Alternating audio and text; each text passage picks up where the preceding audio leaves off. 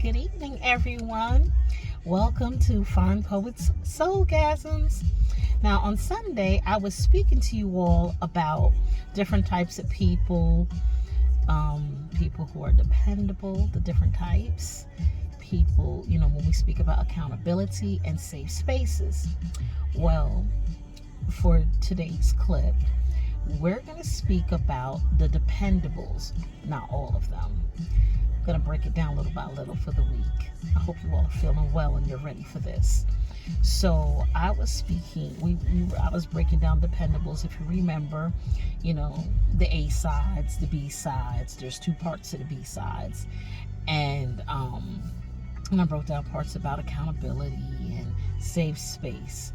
But tonight I'm going to speak about the A side of dependables, dependable people. Okay. And I'm going to give you some example. I won't give you some examples tonight. I might actually let you all do that, and I'll explain later. But just a reminder, when I say community, remember, I'm speaking about people, organizations, the whole gamut, like I said before, to protect the innocent and not so innocent. So, not calling any names, but I may share scenarios, case studies, without names, to kind of give you examples from time to time, or I'll allow you all to participate and do that. So let's get into it, okay? Shall we? So, dependables, the A sides. Okay, so I'm going to start off with their positive traits, particularly their go-getters, their hard workers, unapologetic about everything, about whether it's good or bad, but they're just unapologetic. They just do them. They're typically successful. They love hard. Boy, do they love hard, and they're committed to things that they love. Only the things they love. Now, here's a bit of, the sad side, the negative side of trait of the A side dependables. They love unconditionally. No, excuse me. Scratch that. Rewind. They love conditionally. Usually because they have trust issues, right?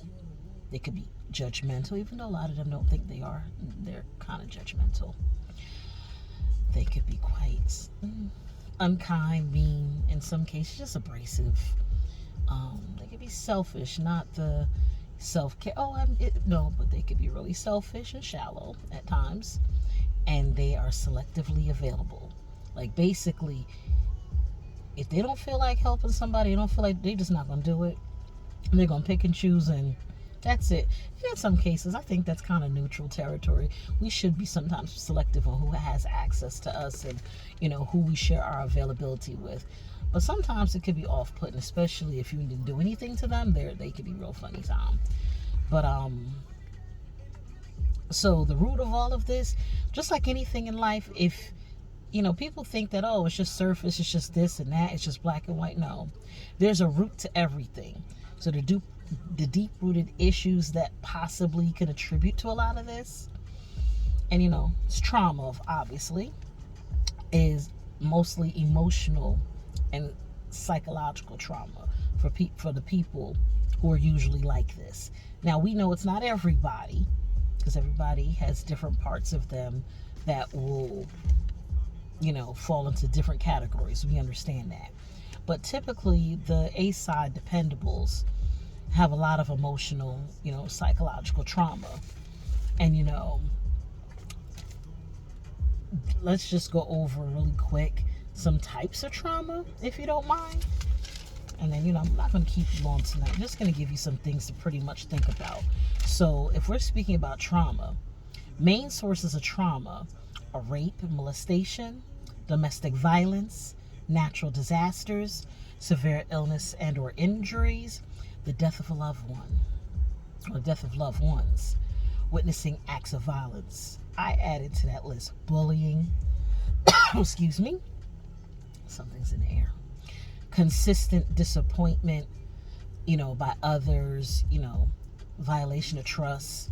A lot of those things, I believe, also attribute to this type, and why they often withdraw. They're very guarded. I mean, really guarded. And then we have And just so some other attributes of trauma, you have acute trauma, which is just like maybe it's one incident that could throw you off. It could happen in childhood, later in life, anytime in life. Then you have chronic trauma, that's repetitive. Something that, like, for example, domestic violence, for those who are experiencing that.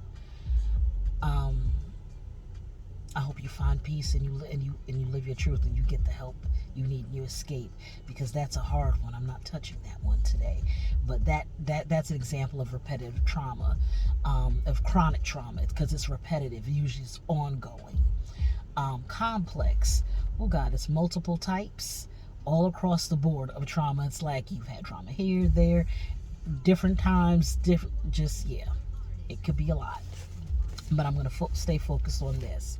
So when we have the individuals that are the A-side dependables, usually on the surface, those attributes that I named can apply to them, and usually do. And you look for signs of them where they gravitate to things that give them opportunities to escape, like whether it could be drug and alcohol use, constantly working, like they're always finding something to keep them involved, keep their mind off things, especially like those of us who are heavily spiritual. Sometimes you definitely can escape in spirituality. Oh, I'm keeping my vibes high. Oh, I'm going on a higher vibration. And that is good, because it is a part of self-care. But some go to the extreme to where they block out everything and everyone, don't want to know, right? And that is also, even though it's a self-care and spiritual practices are often positive and very healing, it can also be detrimental, because it's like a lot of times you're present with yourself in that moment, but you tune out everything else that's outside of you. And that, you got to be careful with that. There's a fine line with that. Sometimes you can overdo it and, shut everyone out. Yeah, they do shut down a lot. They shut people out. They shut things out. Like, they just don't want to know. And so what they do is they inundate themselves with things.